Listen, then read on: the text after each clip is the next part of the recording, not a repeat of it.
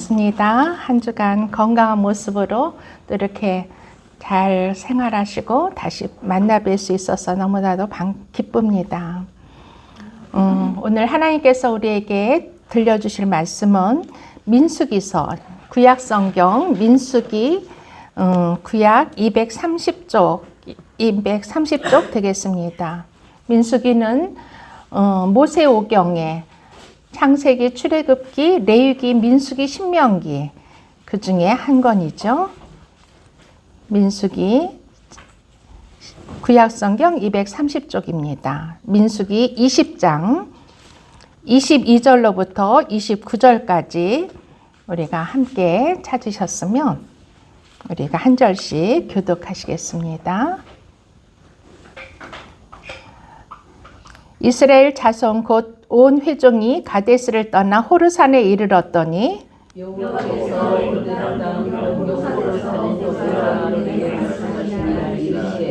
아론은 그 조상들에게로 돌아가고 내가 이스라엘 자손에게 준 땅에는 들어가지 못하리니 이는 너희가 무리바 물에서 내 말을 거역한 까닭이니라.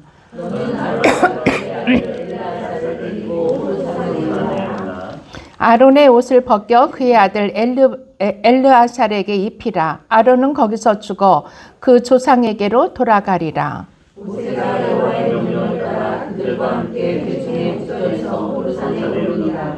모세가 아론의 옷을 벗겨 그의 아들 엘르아살에게 입히매 아론이 그 산꼭대기에서 죽으니라. 모세와 엘르아살이 산에서 내려오니 온 회중 곧 이스라엘 온 족속이 아론이 죽은 것을 보고 그를 위하여 30일 동안 애곡하였더라. 아멘. 오늘은 민수기의 말씀 20장인데요. 이제 우리가 이 이스라엘 백성이 지금 쭉 이어서 지난주에 레위기를 통해서 봤듯이 우리 이스라엘 백성을 하나님께서 애굽 땅에서 인도해내시죠. 그래서 이 모세를 통해서 인도해내주시고 그 애굽에 종소리 하던 그 집에서 속량하셨어요. 그렇죠? 그리고 모세와 아론과 미리암을 통해서 하나님께서 그 광야로 인도하시면서 그들을 그 백성 앞에 보내셨다고 미가서에 보면은 말씀하고 계세요. 이 광야 생활을 이제 이스라엘 백성들이 출애굽을 하고 나서 이 가나안 땅으로 도달하기 위해서는 이 광야를 거쳐야만 했어요. 이 광야 생활 동안에, 광야 여행 동안에 모세, 아론, 미리암 이들은 한 가족이기도 해요. 그렇죠? 모세는 아론이 모세의 형이고 미리암도 모세의 누나죠.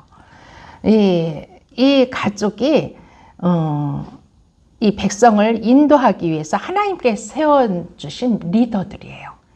하나님께서는 어떤 공동체를 이끌어 나가실 때 꼭 그 리더를 세워주시는 거죠. 이 모세, 아론과 미리암이 지금까지 이 광야의 여정에서의 하나님께서 세워주신 리더들이었어요. 그렇지만 이들에게는 비록 하나님께서 그 모세를 돕는 미리암과 아론을 모세를 돕도록 그렇게 세워주셨지만 그들에게는 장점도 있고 약점도 있었어요. 어떤 리더든지 다 장점이 있으면 또 약점이 있기 마련이에요.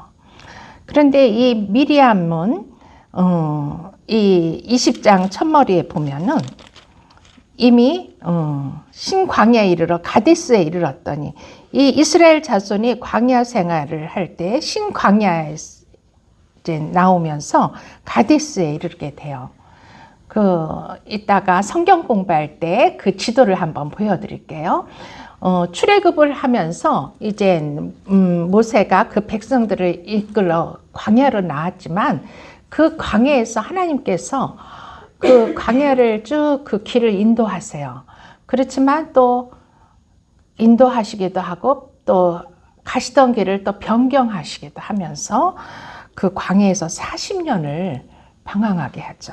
그런데 거기에는 가데스라는 지역이 있는데 그 신광야 옆에 그 가데스가 있는데 그 가데스에서 바로 그냥 위로 직진해서 올라가면은 가나안 땅으로 갈 수 있는, 이들의 목적지는 바로 가나안 땅이에요. 하나님이 약속하신 약속의 땅, 가나안 땅인데 그곳에서 하나님께서 그곳을 하나님의 나라를 온전히 그 백성들을 통해서 이루시기를 원하셨죠.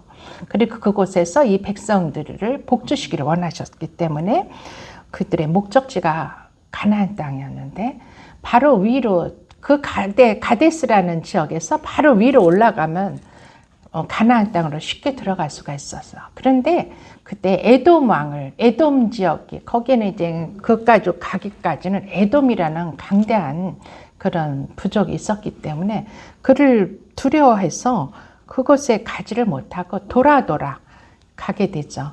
그러면서 그러면서 이 가데스 지역에서 계속 범죄를 하게 돼요. 하나님의 말씀에 반역하는 범죄가 일어나요. 그래서 이 지역에서 1년이면 들어갈 수 있는 가나안 땅을 38년간을 거기에서 배회하게 되는 일이 생깁니다. 그 중에 한 사건도 이제 있었는데 여기에서 모세의 누나 미리암이 죽게 되죠. 이 미리암은 출애굽기 2장에 보면 이 모세가 태어나서 히브리의 아들이었기 때문에 다 죽이라는 명령을 받고 그 어머니가 더 이상 키우지 못하고 갈대 상자에 넣어서 강에 띄웠을 때, 그때 바로의 딸에게로 그 갈대 상자가 당도하게 되죠. 그때 그 누나였던 미리암이 그걸 보고서 모세의 친어머니를 유모로 데려다가 모세를 키울 수 있도록 도와주는 그런 막중한 일을 하게 돼요. 그래서 모세가 친어머니, 히브리인인 그 어머니의 젖을 먹으며 자랄 수 있게 바로의 궁전에서 청년이 되도록 자랄 수 있도록 도와주죠. 그럴 뿐만 아니라 홍해를 건너, 이제 출애굽한 백성들이 홍해를 건너서 애굽의 그 무서운 군대를 다 하나님께서 그 바다에 수장시키는 걸, 그 광경을 지켜보고 홍해를 건너왔을 때 이 미리암이 소고를 들고 찬양을 하며 하나님을 경배하고 춤을 춰요. 그러자 이스라엘의 모든 그 여인들이 따라서 하나님을 경배하며 소고치고 춤을 춥니다. 이러는 찬양의 축제의 자리로 인도한 그런 장본인이고 또 여성 선지자로서 초대 선지자로 이렇게 하나님께 귀하게 쓰임받은 그런 귀한 장점이 있었어요. 또 아론도 마찬가지로 아론은 모세가 내 백성을 애굽에서 건지라고 하나님의 명령을 받았을 때 극구 반대를 하고 아니라고 사양을 해요. 그러면서 핑계하는 것이 나는 입술이 둔한 고로 나는 말을 못합니다. 바로 앞에 가서 무슨 말을 해야 될지 나는 알 수가 없다. 그러면서 사양을 하자 하나님께서 형 아론을 붙여줘요. 아마 아론은 말을 구변이 굉장히 좋았던 것 같아요. 말을 잘하는 사람이라 아론을 붙여주며 내 형 아론이 너를 대신해서 대변할 것이다. 그러니 걱정 말고 바로에게 나아가라고 붙여줬죠. 그러면서 또 아멜렉 전쟁, 광야에 나와서 첫 전쟁, 아멜렉과 전쟁을 하게 되는데 그때 여호수아가 군대를 이끌고 나가서 전쟁을 할 때 모세는 이제 산에 올라가서 하나님께 손을 들고 기도를 했어요.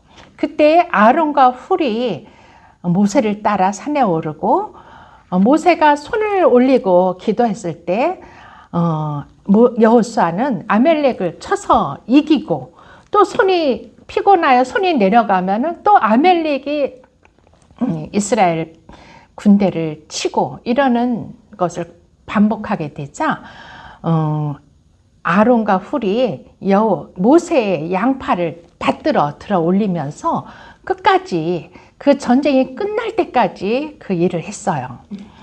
그래서 드디어 여호수아가 온전히 아말렉을 물리칠 수 있는 그런 공로를 했죠. 이것은 바로 이 아론이 그 백성을 위한 중보 기도자다 하는 것을 의미하고 있어요. 그렇죠? 그리고 나중에는 대제사장으로 임명이 되는 그런 초대 대제사장이 되시기도 하죠. 그렇지만 이렇게 하나님께서 쓰신 이 리더이지만 또 그들에게는 약점도 있었어요. 미리암은 아까 20장 1절에 이 가데스에서 거의 이제 가나안 땅을 앞에 두고 죽게 돼요. 그런데 이 미리암은 한 가지 하나님께 반역을 한 죄가 있어요. 모세가 구스 여인과 재혼을 했을 때 그때 아론과 그 미리암이 모세를 강력하게 비방을 해요. 어떻게 비방을 하냐면은 모세 이렇게 비방을 하죠. 민수기 12장에 보면은 미리암과 아론이 모세를 비방하니라. 그들이 이르되 여호와께서 모세만 말씀하셨느냐? 모세와만 말씀하셨느냐? 우리와도 말씀하지 아니하셨느냐? 하며 여호와께서 이 말을 들으셨다. 그러니까 모세가 구스 여인, 아마 구스 여인은 저 아프리카 북쪽에서 온 여인이래요. 그러니까 상상컨대 그 애굽에 종으로 있다가 이스라엘 백성들이 출애굽을 할 때 같이 이스라엘 백성들을 따라 나온 그 여인이 아니었나 싶어요.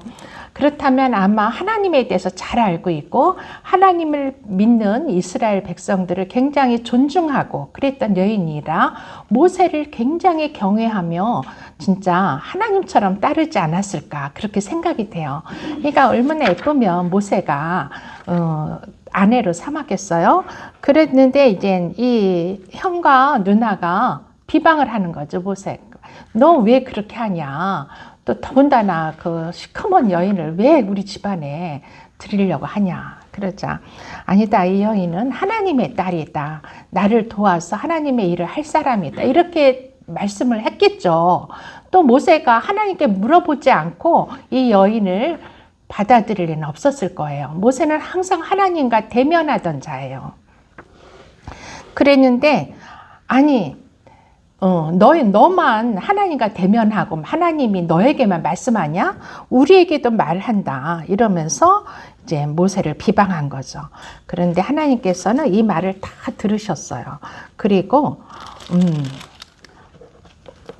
이들에게 벌을 내리셨는데 그들을 부르셔가지고 하나님께서 따로 아론과 미리암을 따로 부르세요. 그러면서 말씀하시기를 민수기 12장에 있는 말씀이에요.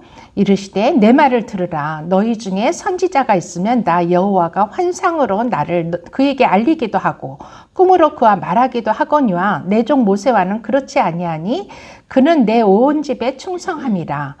그와는 내가 대면하여 명백히 말하고 은밀한 말로 하지 아니하며 그는 또 여호와의 형상을 보거늘 너희가 어찌하여 내 종 모세를 비방하기를 두려워하지 아니하느냐 하고 하나님께서 진노하세요. 그렇게 말씀하고 떠나시자 이 미리암이 그 즉시 한센병, 문둥병에 걸려서 하얗게 돼버리죠. 이러는 일이 있었어요. 그도 이것이 또한 미리암의 어떤 실수죠. 그리고 아론은 어떤 약점이 있었냐면은 이때 미리암과 함께 모세를 비방한 일뿐만이 아니라 모세가 십계명을 받기 위해서 시내산에 올라갔을 때 여호수아는 산의 중턱에다 데리고 가다가 중턱에 머물게 하고 아론은 데리고 가질 않았어요. 아론은 그 백성들과 함께 있기를 원했죠. 그때 이 모세가 40일을 거기서 금식하면서 산에 있으니까 백성들이 아니 어떻게 된 거냐, 이가 오지도 않고 어떻게 된 거냐, 우리에게 그걸 기다리지 못하고 백성들이 우리는 볼 수 있는 하나님을 원한다 그러면서 금송아지를 만들려고 보는 하나님 우리에게 만들어 달라고 요청하자, 이 아론은 그 백성들에게 그럼 너희들이 가지고 있는 금을 다 가지고 와라. 그럼 내가 그걸 가지고 금송아지 우상을 만들어 주겠다. 금송아지를 만들어 주겠다. 그걸 경배해라. 이렇게 말한 자예요. 아론은 어떻게 보면은 참 평화로운 자예요. 백성들하고 불화하지 않기 위해서 그들의 뜻을 들어주었지만 그것은 원칙을 쉽게 타협하는 그런 죄를 범한 거죠. 그래서 하나님께서 굉장히 화를 내시고 그랬지만 아론에게는 어떻게 벌을 주지 않고 그 금송아지를 만들었던 거기에 합세했던 그렇게 원망 불평을 토해냈던 그 사람들만 300명을 거기서 죽이시죠. 이렇게 아론과 미리암은 하나님께서 세운 리더이지만 그들에게는 장점과 결점이 있었어요. 그렇지만 이들을 그리하여서 지금 조금 아까 읽은 20장에 이 아론이 가데스를 떠나서 이제 호르산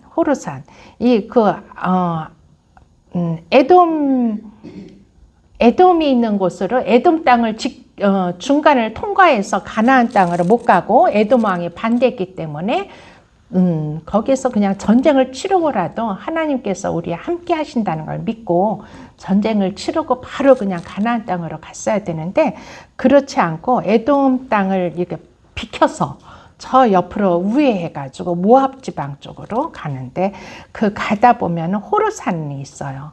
그 호르산에서 이제 하나님께서 모세 아론을 부르시고 이제 너희들은 이 죄를 인하여서 또 참 한 가지 또 모세 아론이 하나님께 지은 죄가 있었어요. 그것은 민수기 20장 지금 읽었던 바로 앞에 보면은 20장에 보면은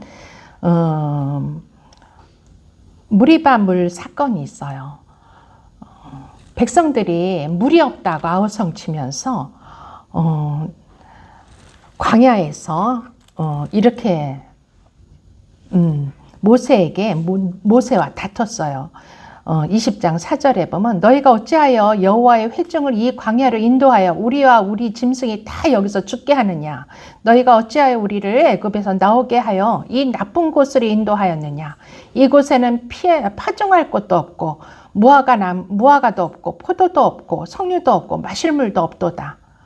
이러면서 막 모세를 원망했어요.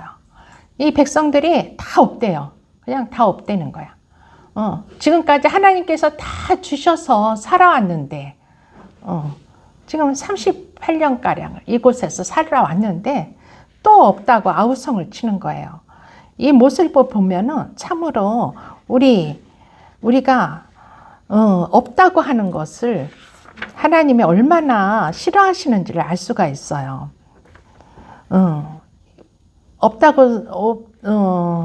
우리가 없다고 하신다는 것은 바로 우리에게 하나님이 안 계시다고 그 믿음 없는 소리를 내뱉는 거랑 똑같은 거예요.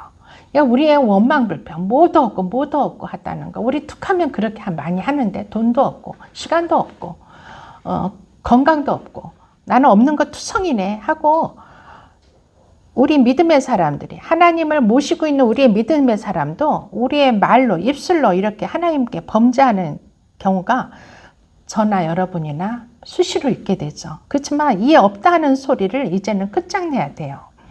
우리가 이 없다는 소리를 하나님께서 얼마나 미워하셨는지 우리가 모세를 통해서 우리는 알 수가 있어요.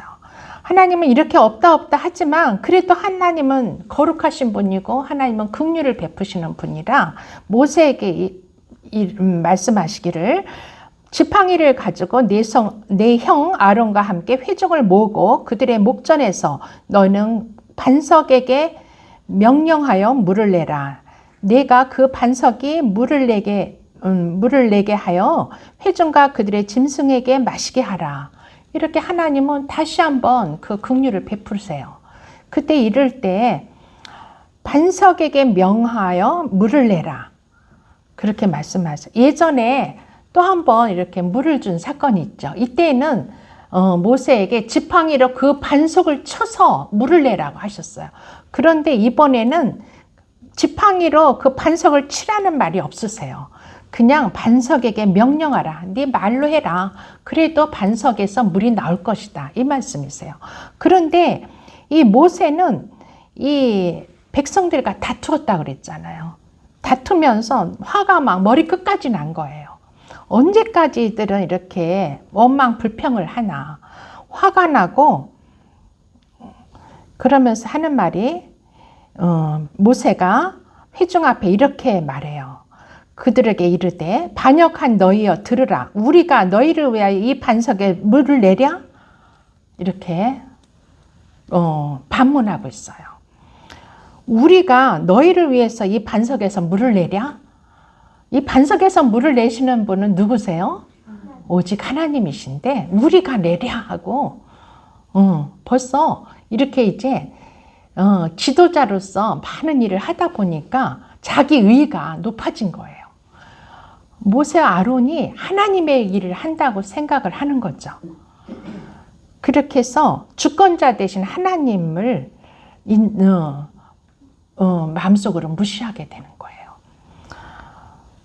그래서 그동안에 그 전에는 지팡이로 2번을 쳐서 반석에서 물을 냈는데 그 경험을 가지고 하나님의 말씀 그대로 순종하는 게 아니라 그 경험에 의지해서 예전에 하셨던 하나님의 이번에도 그렇게 하시겠지 하는 경험에 의지해서 지팡이로 그 반석을 쳤어요. 그러자 물이 나왔죠. 물론. 그런데 그때 하나님께서 너무 화가 나셨어요. 그래서 나중에 모세에게 모세에게 너는 가나안 땅에 들어가지 못하리라. 아론과 미리암과 모세 이 세 사람 이거를 이제 믿음의 1세대, 9세대 이 광야에서 출애굽한 뒤에 인구조사를 2번 하게 돼요. 1차 인구조사를 한 것이 9세대였고 2차 인구조사는 20세 이상의 그 인구조사할 때는 신세대들. 그들이 바로 이 9세대는 이 광야에서 다 죽을 것이고 그들이 입술에 말한 대로 내가 응해 주리라 하신 하나님의 말씀이 있었어요. 그들이 내가 여기서 죽게 됐다 하니까 그래 죽어라 그러시는 거예요. 하나님은 우리가 입술로 고백하는 말을 다 듣고 계세요. 우리가 살겠다. 그래서 자녀들을 혼낼 때도 이 죽일 놈 하지 말고 이 망할 놈 하지 말고 우리나라 옛날 우리 어머니들은 애들을 항상 코를 잡고 흥해라 해가지고 이 백성 우리 대한민국이 이렇게 발전했다고 어떤 목사님이 하시는 얘기를 예전에 들었었는데 망해라 하지 말고 흥해라 잘되라 이러면서 혼내야 돼요. 이 잘될 녀석아, 이 흥할 녀석아 이러면서 혼을 내셔야 돼요. 우리 입술의 말이 얼마나 하나님의 형상을 입은 우리이기 때문에 우리 하나님께서 말의 권세로 이 선지 만물을 창조하셨듯이 우리에게도 말의 권세가 있는 거예요. 그래서 우리가 말을 잘해야지 된다는 것을 이런 또한 이 광야 생활을 했던 이 이스라엘 백성을 통해서 우리가 큰 교훈을 얻을 수 있는 것 같아요. 결국은 이 모세도 가나안 땅을 들어가지 못하고 가나안이 바라보이는 모압 땅에서 가나안을 바라보면서 하나님께서 거기에서 너는 이제 여기까지다 라고 하시고 거기에서 스톱하게 하시는 거예요. 그리고 그 다음 세대인 다음 세대에게 바톤을 넘겨주시는 거야. 그 리더십의 바톤을 다음 세대에게 넘겨주는 거예요. 이 다음 세대에 넘겨주는 장면이 바로 우리가 낭독했던 하나님의 20장 22절로부터 29절에 있는 말씀이었어요.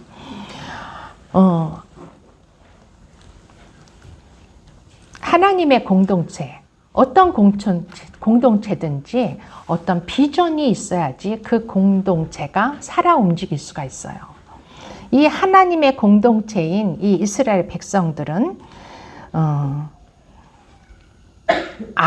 모세와 아론에게 이런 비전을 준 거예요. 아론에게는 모세를 도와서 이스라엘 백성들을 광야를 통과하게 하면서 그들이 하나님을 경외하고 제사를 드리고, 이 제사는 구약에서는 제사이지만 신약에 와서 이 제사는 예배가 되죠. 하나님께 예배하며 성숙한 백성이 되어서 마침내 하나님께서 약속하신 그 약속의 땅 가나안으로 들어가게 하는 것이 이 모세와 아론의 비전이었어요. 그렇죠? 그 가나안 땅에 들어간다는 것이 왜 비전이냐면, 그 가나안 땅에 들어가면 하나님께서 너희는 내 백성이 되고 나는 너희의 하나님이 되어서 하나님이 다스리는 그 통치가 있는, 하나님의 다스리는 하나님의 나라를 이루겠다고 하시는 거예요. 그 비전을 이제 그들에게 준 거죠. 그렇지만 그들은 범죄함으로, 하나님께 노여움을 받음으로 그 1세대인 9세대들과 다 같이 광야에서 모조리 죽게 되는 거예요. 그리고 그렇지만 이 비전이 없는 공동체는 존재할 이유가 없죠. 그렇기 때문에 하나님은 새로운 신세대에게 그 비전을 승계하게 하시는 거죠. 그것을 보여주는 게 지금 그 호르산에서 모세 아론을 부르셔서 그 아론의 그 제사장, 대제사장이 입었던 그 옷을 아론의 아들인 엘르아살에게 입혀주고 비전을 승계하는 거예요. 그리고 그 산에서 아론은 죽게 되죠. 모세도 마찬가지로 하나님께서 불러서 너는 여기까지다. 이제 그러자 모세가 하나님께 다음 후계자를 세워달라고 간청해요. 나의 그 하나님의 그 뜻을 이어갈 후계자를 세워달라고 간청하자 여호수아를 지명하게 돼요. 그래서 여호수아를 불러서 모세가 여호수아에게 안수하고 자기의 모든 것을 다 그에게 전수하는 거죠. 하나님께 주셨던 모든 능력과 힘과 권능을 여호수아에게 전가시키는 거예요. 안수한다는 것은 그가 가지고 있는 것을 전가시키는 거예요. 그 전가 받으면서 여호수아와 갈렙이 다음 타자, 신세대로서 다음 타자로 가나안에 들어갈 수 있는 리더가 되는 거죠. 그래서 새로운 리더 제사장인 엘르아살과 선지자인 여호수아, 갈렙, 이 세 사람이 리더로 세워지는 거예요. 그러면은 잠언서에는 어떤 말씀이 있냐 하면은 이런 말씀이 있어요. 잠언서 29장 18절에 보면은 묵시가 없으면 백성이 방자히 행하느니라 하는 말씀이 있어요. 이 묵시라는 건 하나님의, 이것을 영어로 번역한 성경에 보면 where there is no vision, the people perish. 즉 비전이 없는 곳에는 비전이 없는 곳에서는 사람들이 다 망한다는 뜻이에요. 묵시가 없으면 백성이 망한다. 하나님의 말씀이 없는 곳에 그 백성은 망하는 백성이다. 그런 뜻이라고 해요. 그래서 이 비전을 이제 모세와 아론이 그 다음 세대, 신세대에게 넘겨주는 거죠. 그러면은 우리가 이 구약시대의 이 비전을 신약에 와서 예수님께서는 어떻게 비전을 이루셨는가 우리는 꼭 한번 다시 짚어봐야 되죠. 구약은 신약의 그림자예요. 그렇기 때문에 예수님은 그럼 어떤 비전을 가지고 이 땅에 오셨는가 우리는 알아볼 필요가 있어요. 예수님은 하나님이에요. 물론 하나님의 나라를 이 땅에 이루기 위해서 오셨어요. 그래서 예수님이 공생애를 시작하면서 먼저는 세례 요한이 세례를 주는 그 세례 받는 곳으로 요단강으로 나아가시죠. 그래서 하나님께로부터 그 계시를 받아요. 요단강에서 세례 요한에게 세례를 받을 때 하늘로부터 하나님의 음성이 이르기를 이는 내 사랑하는 아들이라 내 기뻐하는 자라는 그 음성을 듣고 그 성령이 예수님께 임하면서 하나님께서 그의 공생에 시작할 것을 그 문을 열어주시는 거예요. 그래서 예수님께서는 회개하라 천국이 가까이 왔느니라 하고 이제 그 복음을 전파하기 시작해요. 하나님의 복음을 그 백성들에게 전파하시고 가르치시고 많은 병자들, 온갖 병자들을 치료하시고 귀신 들린 자들을 귀신을 내어 쫓아서 자유케 하시고 하는 일들을 공생애 동안에 이루셨죠. 그런데 이 하나님의 나라, 하나님의 통치를 하나님의 나라는 하나님이 통치하시는 나라가 바로 하나님의 나라예요. 하나님이 법이 운영하는 나라. 그 하나님의 나라인데 하나님의 통치를 받기 위해서는 사람들이 먼저 예수님이 말씀하신 것처럼 예수님의 그 복음을 받아들여야 돼요. 그 복음이라는 것은 바로 내 자신이 죄인됨을 깨닫고 하나님께 회개하여서 예수님을 나의 주님으로 내 마음속으로 영접하고 나를 주님이 하나님이신 예수님이 나를 다스리도록 나를 부탁하는 일이에요. 그래서 그때부터 예수님이 나를 다스리기 시작하고 또 우리 모두를 다스리고 우리의 공동체를 다스리고 그래서 하나님의 통치가 우리 가운데 실현되는 것이죠. 이 복음이 전파되어서 마침내 모든 민족이 하나님의 통치를 받아들이는 사람들이 되는 것. 이것이 예수님의 그 비전이셨어요. 그래서 예수님이 오셨고 십자가에 죽으셨고 그 죽으시기 전에 예수님이 제자들을 부르셔요.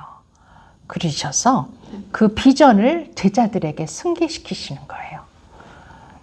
마치 모세가 그 여호수아에게 자신의 그 비전을 넘겨주듯이 하나님의 이루시는 그 뜻을 여호수아에게 그 리더의 바톤을 넘겨주듯이 예수님께서는 제자들을 부르셔서 이렇게 말씀하시죠.